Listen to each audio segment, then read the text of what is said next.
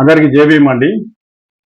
ఈరోజు చింతించే సమయం. ఒక దళిత, ఒక కొత్తగూడెం గవర్నమెంట్ హాస్పిటల్ సూపరింటెండెంట్ గారు, మాజీ బోడ కుమారస్వామి గారు ఈరోజు హఠాత్తుగా గుండెపోటుతో మరణించడం జరిగింది.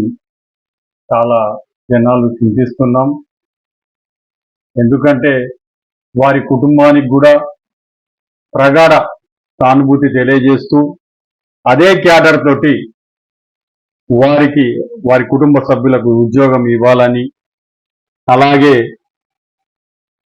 ప్రతి ఒక్కటి కూడా గవర్నమెంట్ వచ్చే సంబంధించినవన్నీ కూడా వాళ్ళకి చెందాలని మేము డిమాండ్ చేస్తూ, దీనికి ఎమ్మెల్యే సహకారం కూనంనేని సాంబశివరావు గారి దగ్గర నుండి చేయాలని మేము డిమాండ్ చేస్తూ దళిత సంఘాల తరఫున, అలాగే నేను చెప్తున్నాను, నేను ఒక తెలంగాణ రాష్ట్ర వ్యవస్థాప అధ్యక్షుడు మాల మహానాడు, నాకు ఎస్సీ ఎస్టీ బీసీ మైనార్టీలంతా కూడా కలిసి, ఎందుకంటే దీన్ని ఒక రాజకీయం చేయకండి దయచేసి.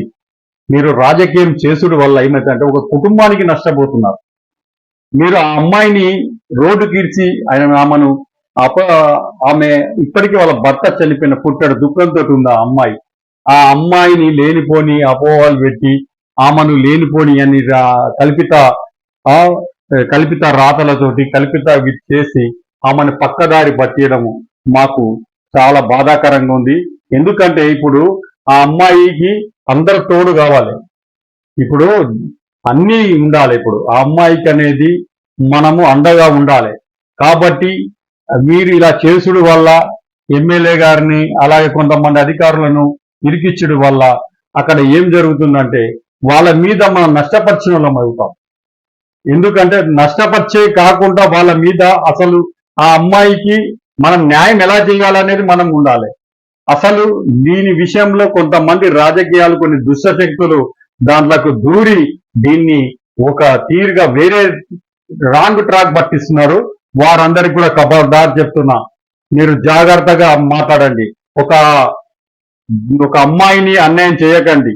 వాళ్ళే పుట్టారు, దుఃఖంతో ఉన్నారు. వాళ్ళని ఓదార్చకుండా వదిలేయండి.